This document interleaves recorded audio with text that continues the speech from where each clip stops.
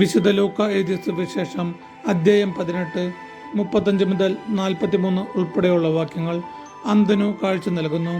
അവൻ ജെറിക്കോയെ സമീപിച്ചപ്പോൾ ഒരു കുരുടൻ വഴിയരികിൽ ഇരുന്ന് ഭിക്ഷ യാചിക്കുന്നുണ്ടായിരുന്നു. ജനക്കൂട്ടം കടന്നു പോകുന്ന ശബ്ദം കേട്ട് എന്താണ് സംഭവിക്കുന്നതെന്ന് അവൻ അന്വേഷിച്ചു. നസ്രാനായ യേശു കടന്നു പോകുന്നു എന്ന് അവർ പറഞ്ഞു. അപ്പോൾ അവൻ വിളിച്ചു പറഞ്ഞു, ദാവീദിന്റെ പുത്രനായ യേശുവെ, എന്നിൽ കനിയണമേ. മുമ്പേ പോയിക്കൊണ്ടിരുന്നവർ നിശബ്ദനായിരിക്കാൻ പറഞ്ഞ് അവനെ ശകാരിച്ചു.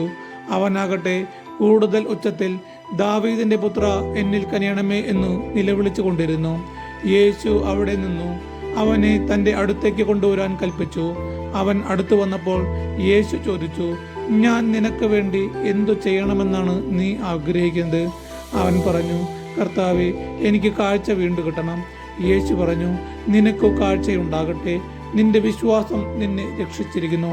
തൽക്ഷണം അവന് കാഴ്ച ലഭിച്ചു. അവൻ ദൈവത്തെ മഹത്വപ്പെടുത്തിക്കൊണ്ട് യേശുവിൻ്റെ പിന്നാലെ പോയി.